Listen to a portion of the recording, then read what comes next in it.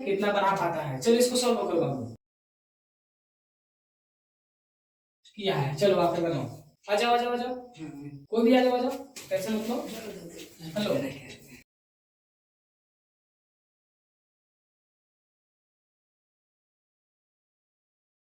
वो तो मेरा सवाल ही लिखा है बटा करके।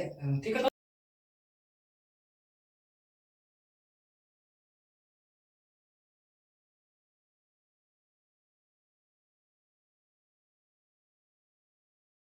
दिमाग शांत रखो, दिमाग शांत रखो, कहाँ दिमाग लगा है। चलो छोड़ो छोड़ो, समझ गए, देखो यहाँ पे। चलो मान गए, कितना तुम रिवीजन कर बनाने नहीं आ रहा तो कैसे नहीं आया, हम बताए नहीं है, बताए कि नहीं बताए सब चीजें मैंने।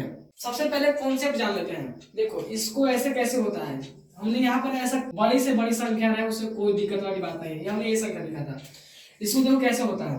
हम सभी जानते हैं कि अगर हमको भाग दिया रहता है अगर ऐसे, तो इसको हम क्या करते हैं, देखो पहले ये पहला संख्या सेम दिखाता है, इसके बाद गुना करते हैं, 3 जाता है ऊपर और 6 आता है नीचे। ठीक है, अब यहाँ के बाद जो होता है काट देते हैं, 2 दूना 4, 2 3 6, कट रहा है तो काट दिए, नहीं कट रहा है तो छोड़ दिए। 2 चौके 8, यानी 1/4 हमारा हो गया आंसर।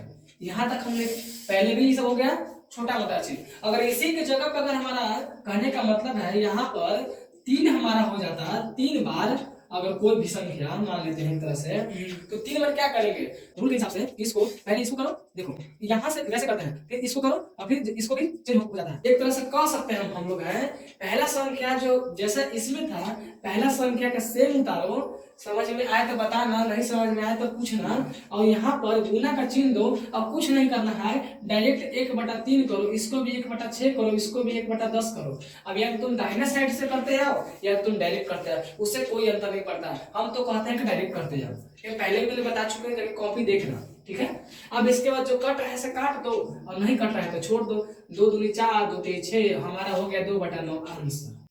समझ में आया कि नहीं आया? अब देखते हैं, अगर एक सवाल मैंने था जिसको ऐसे मान लेते हैं 2/2 अगर दे रहा है कोई, मान लेते हैं एक तरह से, इसको भी सोल्व करना है, कुछ नहीं करना है, पहला संख्या तो छूना ही नहीं, जैसे वैसे उतार दो। और जब भी भाग रहे ध्यान देना, वो गुना में चेंज हो जाता है।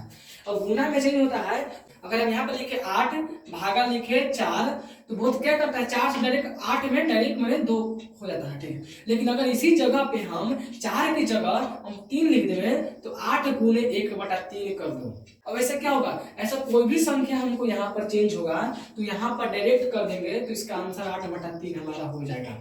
अब ऐसे भी कर सकता है, जैसे कि यहाँ से 8 भागा 4 था, तो यहाँ पर 2 ही आंसर होगा। लेकिन ये अगर मान लेते हैं कि भाग दे रहे 3 से 8 में, तो कटवे नहीं करेगा। इस स्थिति में 1/3, यानी कि अब कुछ नहीं तो क्या, अब 1/3 कैसे आया ये भी जान लो, बता चुके हैं पहले भी। अब देखो ये चेंज होता है, तो देखो क्या होता है, नीचे की संख्या ऊपर जाता है, ऊपर की संख्या नीचे आती है, तो कुछ नहीं तो 1 है।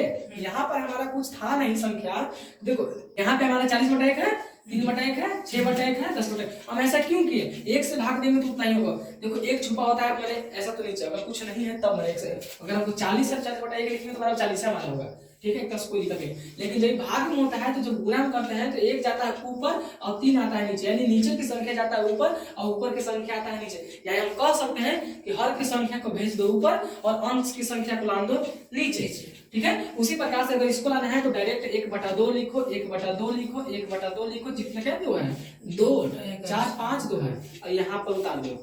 ठीक है, अब यहाँ पर उतार दो, कट गया तो 1 कितना, 2 2 4 2 16 हमारा हो गया आंसर। या तो इसी चीज को क्या करो, डायरेक्ट उतार सकता है 1 2 3 4 5, और डायरेक्ट यहाँ पर क्या करो 5 उतार सकता है, ये ऐसे भी कर सकता है, उससे कोई दिक्कत वाली बात नहीं है। इसमें भी वैसा हो गया, ये हमारा हो गया थोड़ा सा कॉन्सेप्ट वाला। अब ये डायरेक्ट कर सकता है, उससे कोई दिक्कत वाली बात नहीं है। हो गया हमारा 1/16 आंसर।